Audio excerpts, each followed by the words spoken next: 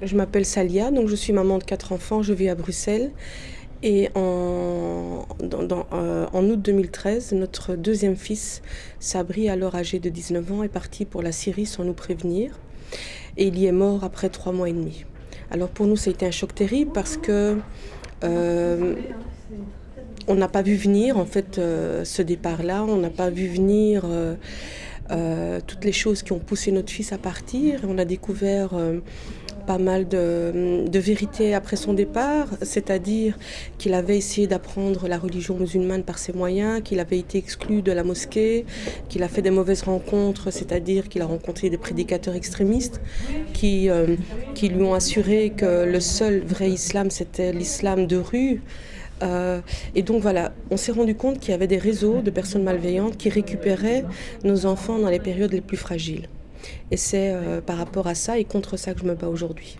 En 2013, malheureusement, on ne parlait pas de la radicalisation et donc on n'était pas du tout dans le listing, on va dire, des comportements préoccupants ou alarmants quant à la radicalisation violente. Mais à l'époque, je me souviens qu'au-delà de l'intérêt que mon fils portait sur la religion, l'intérêt soudain qu'il portait sur la religion, son investissement pour prier à temps, à l'heure, avec ses amis, etc.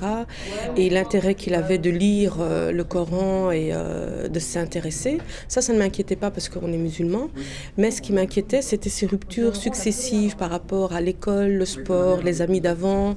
Il commençait à critiquer, par exemple, notre manière de vivre, qu'il trouvait beaucoup trop démocratique ou tolérante, et qu'il critiquait son papa en lui disant toi tu es pas un bon musulman, les vrais musulmans c'est comme ça, c'est comme ça. Il critiquait la démocratie et donc c'était nouveau dans la bouche de notre fils et moi ça m'interpellait, ça me posait un problème parce que je me dis qu'il allait vers le mur, contre le mur avec ce type de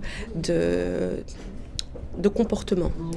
Malheureusement, quand j'en ai parlé à des amis, entre autres un ami islamologue, il m'a dit mais écoute, ne t'inquiète pas, c'est normal, il est jeune, il cherche juste à pratiquer la religion comme nous devrions tous la pratiquer. Et de toute façon, tu préfères quoi, qu'il soit pieux ou délinquant?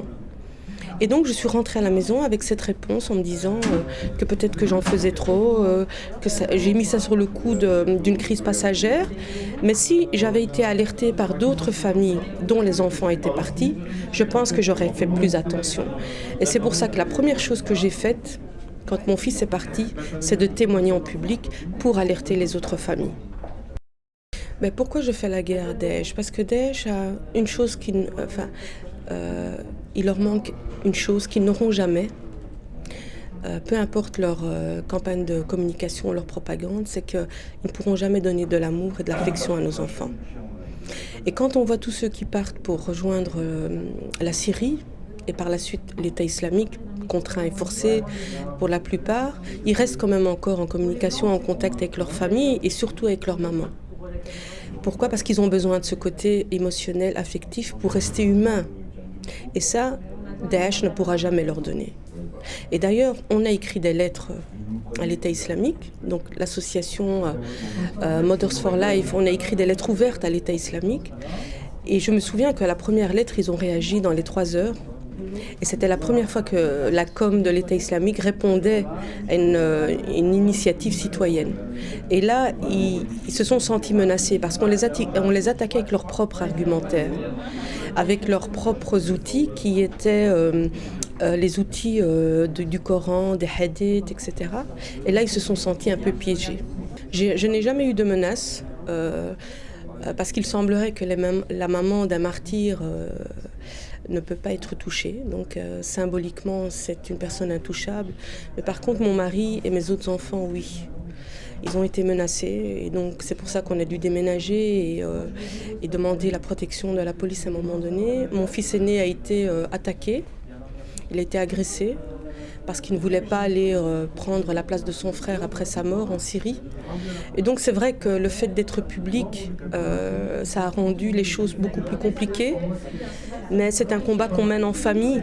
Et donc tout le monde est alerté des risques, mais on ne peut pas faire autrement.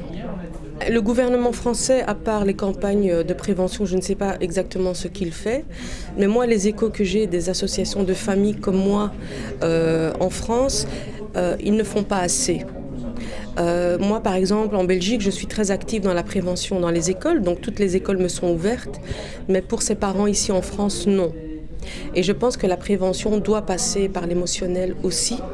Et les témoignages des familles sont des témoignages qui interpellent et qui libèrent beaucoup la parole des jeunes. Et ce que je me rends compte aussi, c'est que les professeurs sont fort démunis par rapport à certains discours, à certaines attentes des élèves, parce qu'il y a quand même une tension, on va dire, dans le corps, dans les écoles. Et parfois, c'est bien que cette tension soit juste évacuée par un intervenant extérieur. Et après, les débats peuvent continuer. Moi, mon seul message, je ne suis pas du tout dans la moralisation ou dans la critique ni rien. Je sais que c'est très dur pour une famille de se rendre compte en fait de ce qui se passe avec ses enfants parce qu'on n'a pas assez de recul ou parce que tout simplement on ne les voit pas beaucoup. Mais moi, je dirais que pour ceux qui se rendent compte qu'il y a un changement critique, qu'ils sortent un petit peu de leur déni, qu'ils se tournent vers des personnes extérieures pour demander de l'aide, qui ne doivent pas se sentir honteux ni coupables, qu'il y a beaucoup d'initiatives maintenant qui sont mises en place pour aider justement à accompagner ces familles, parce que quand c'est trop tard, c'est trop tard.